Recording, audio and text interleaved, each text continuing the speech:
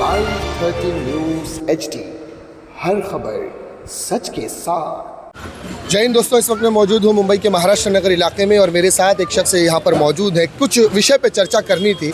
दरअसल ये काफ़ी लंबे समय से मुझसे फ़ोन पे राब्ते में थे, लेकिन मुलाकात नहीं हो पा रही थी क्योंकि आपको पता है चुनाव के जो मामलात है उसमें हर एक पत्रकार आज कहीं ना कहीं आपको थोड़ा सा बिजी नज़र आ रहा है। लेकिन मैं आपको इससे पहले कि हमारी वार्तालाप शुरू हो, हमारी गुफ्तगू शुरू हो, मैं थोड़ा सा आपको इनके बारे में इनका परिचय दे दूँ। ये हैं अहमद साहब, जो चिताकेम के एक समाज सेवक है।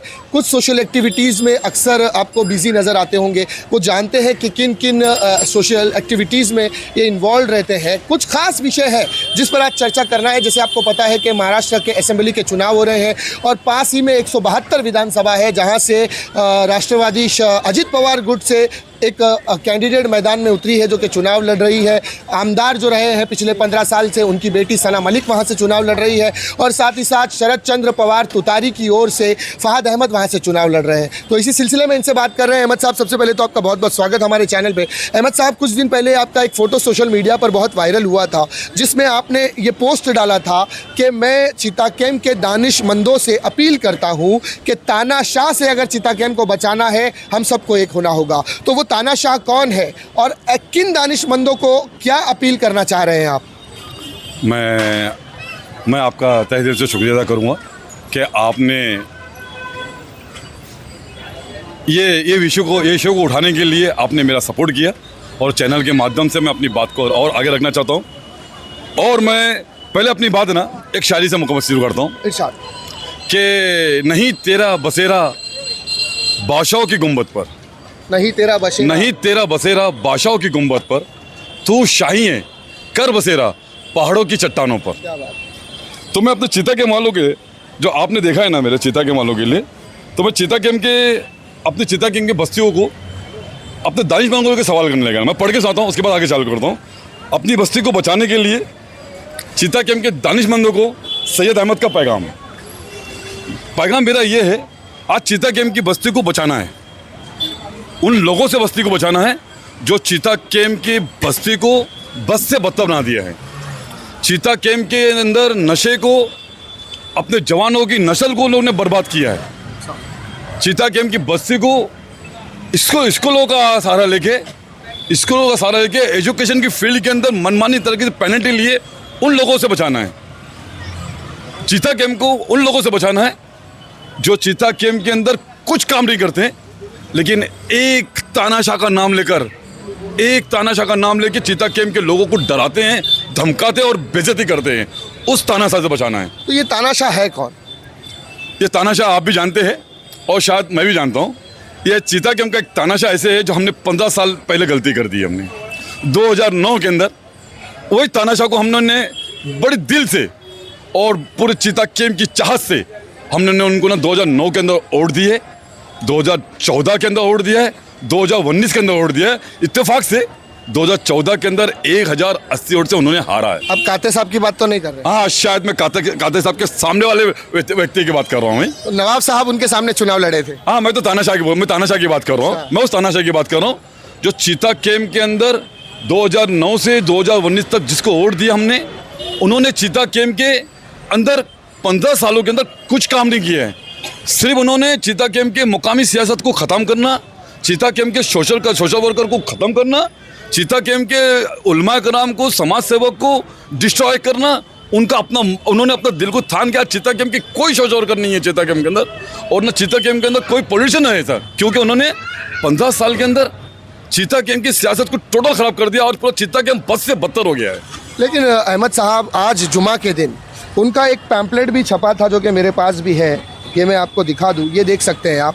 इस पर्चे के अंदर ये बड़ा एक पूरा पेपर है जो कि आज जुमा की नमाज के बाद ये बांटा गया था। इस पर्चे को मैं अपनी आवाम को भी दिखाना चाहूँगा। तो ये पर्चे में आज ये पूरा 4 पेज का ये पेपर है। इसके अंदर बारीकी से लिखा है कि सेहत का मामला हो, इंफ्रास्ट्रक्चर का मामला हो, एजुकेशन का मामला हो, बेहतरीन स्वास्थ्य का मामला हो, इन तमाम मुद्दों पर काम हुआ है और होता भी रहेगा। तो आप कैसे कह रहे हैं कि तानाशाह ने कुछ नहीं किया? भाई, मैंने आपको ना एक क्लियर कट चलूँ कि चिताकेम के अंदर जब नवंबर को 2009 में जिताया गया, आप जीतने के बाद कैबिनेट मंत्री बने। आपने कैबिनेट मंत्री बनने के बाद आपने चिताकेम में क्या काम किया, एक काम प्रूव करके बता दो, चीता कैंप के अंदर आपने एक डिग्री कॉलेज अगर बनाया तो बताओ, एक डिग्री कॉलेज।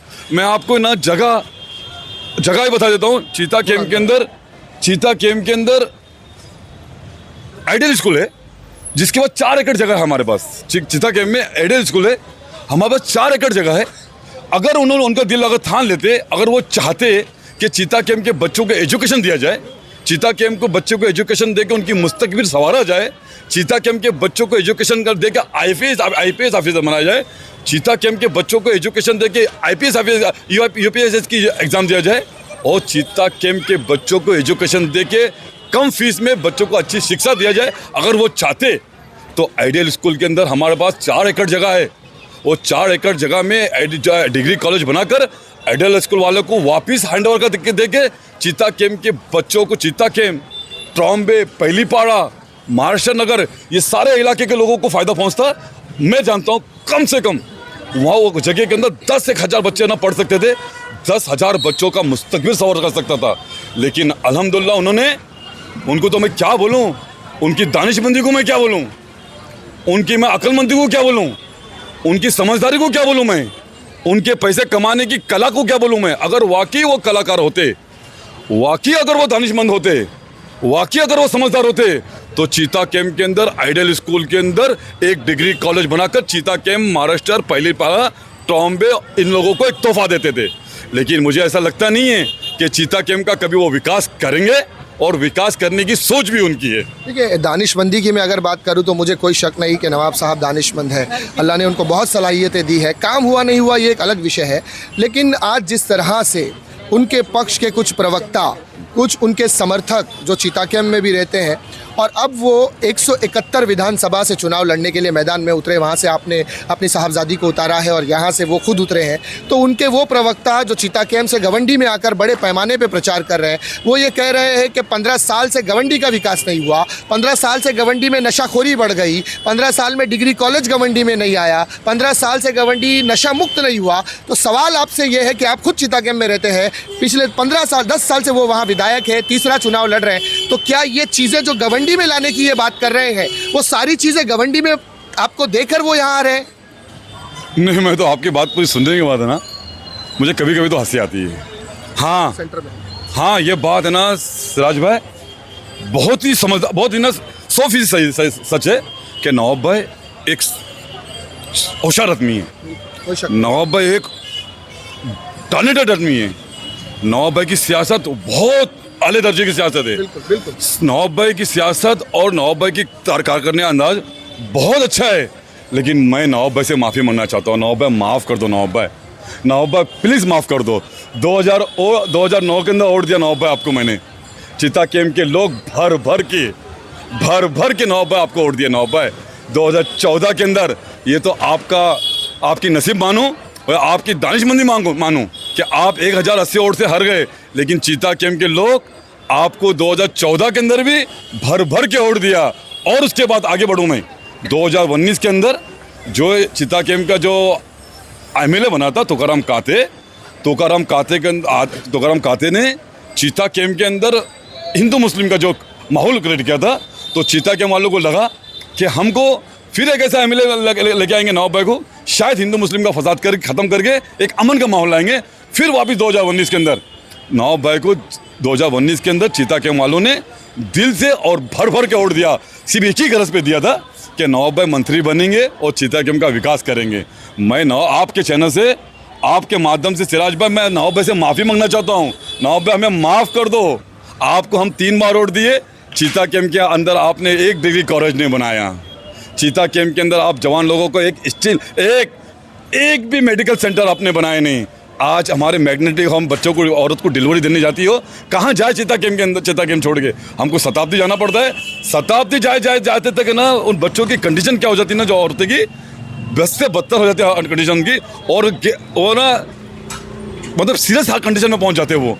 तो मैं नहीं चाहूँगा कि नवाब भाई को फिर चीता कैंप वाले ऐसी गलती करे और चीता कैंप वाले नवाब भाई को वोट दे के वही गलती फिर चीता कैंप को बस से बदतर बनाया। सिराज भाई, मैं आपको बताना चाहूँगा, अगर आप वाकई चीता कैंप के दानिशमंद को अब पैगाम देना चाहता हूँ मैं, अरे चीता कैंप वालों, अरे चीता कैंप के दानिशमंदो, ए चीता कैंप के दानिशमंद और सैयद अहमद का आप लोगों को पैगाम है, अगर आप मुझे बताइए नवाब भाई को हमने 15 साल पहले वोट दिया 2009 के अंदर, तो आप जाके बाजार का एक रोड देख लो, बाजार का एक रोड देख लो, बाजार का एक, सारी हमारी माँ बहन, मेरी माँ भी बाजार लाने जाती, मेरी बहन भी जाती, मेरी औरत भी जाती बाजार में।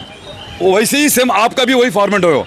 आपने बाजार के रोड में जाके देखो, क्या हमारा एक दानिशमंद एमएलए, एक समझदार एमएलए, एक होशियार एमएलए और एक कलाकार एमएलए ये दिशा बनाएगा बाजार के रोड का? बाजार की रोड की हालत खराब है सिराज भाई, एकदम खराब है। एक रोड नहीं बना पाते, वो एक रोड नहीं बना पाए, वो चीता कैंप में एक रोड नहीं बना पाए, वो शिवाजी नगर में आके रोड बनाएंगे यार। ये तो और माफी मांगनी पड़ेगी नवाब भाई। चीता कैंप को तो माफ कर दिया, अब शिवाजी नगर के लोगों को माफ कर दो, आपसे नहीं होगा नवाब भाई। हाँ नवाब भाई, अगर आपको पैसा कमाना ही है, नवाब भाई मैं तो बोलता नवाब, अगर सॉरी मैं नवाब भाई का नाम ले रहा हूँ, ताना शाह, अगर आपको नवाब पैसा ही कमाना है तो आप अडानी की रास्ता इख्तियार करो ना, अंबानी का रास्ता इख्तियार करो ना। चीता के वाले आपको वोट देते हैं, चीता के आपको उम्मीद करके वोट दिए, आपने उनका काम नहीं किया। आप शिवाजी नगर आके शिवाजी नगर के अंदर शिवाजी नगर को खराब करना चाहते हैं। मैं तो नवाब भाई से माफ़ी मांगूंगा, नवाब भाई माफ़ कर दो। आप चीता चुपचाप बड़ी खामोशी से, बड़ी अकलमंदी से आप कुरला जाके बैठ जाओ और चीता के हम शिवाजी नगर को छोड़ दो। तो जिस तरह से आप तानाशाह कह रहे हैं, तानाशाह हिटलर को कहा जाता था, तो हिटलर की आप तुलना कर रहे हैं, सोच लीजिए। हाँ, मैं तो इनको ना इतना अक्लमंद समझता हूँ कि ये हिटलर से कम नहीं है, बहुत ज़्यादा समझदार समझता हूँ इनको मैं, और वाकई है भी ये हिटलर के बराबर है वो। क्योंकि चीता कैंप के अंदर आज कोई सियासतदान को सियासत पनपने नहीं दिए, कोई सोशल वर्कर को सोशल करने का मौका नहीं दिए, कोई उलमा कराम की इज्जत होने नहीं दिए, सारा काम खराब है। अरे सिराज भाई, अगर ये वाकई अगर होते ना तो आइडियल स्कूल को एक डिग्री कॉलेज बनाते, अगर ये होते ना तो, अगर ये वाकई समझदार होते ना, अगर ये वाकई समझदार होते ना तो इन्होंने 200 बेड का स्टाफ के पास एक हॉस्पिटल है, उसको दोनों की शक्ल बनाते और एक 200 बेड का एक हॉस्पिटल बना के देते। और अगर ये समझदार होते ना तो चीता कैंप का एमजीआर रोड, बाजार का रोड, ये हमको ना शीशे की तरह बना के देते। लेकिन थी इनके अंदर एबिलिटी, ताकत थी, लेकिन माफ़ करना नवाब भाई, आप बना ना सके।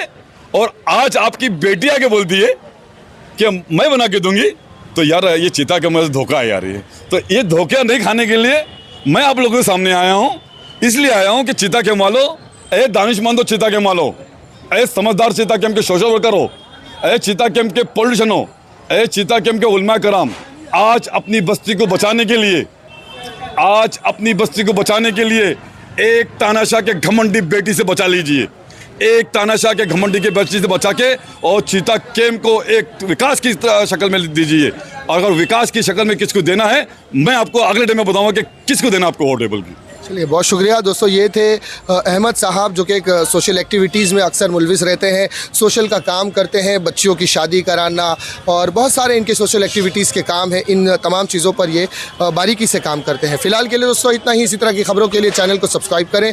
मैं Siraj Shaikh, live 13 news HD से फिर मिलता हूँ किसी अगली खबर के साथ। तब तक के लिए जय हिंद।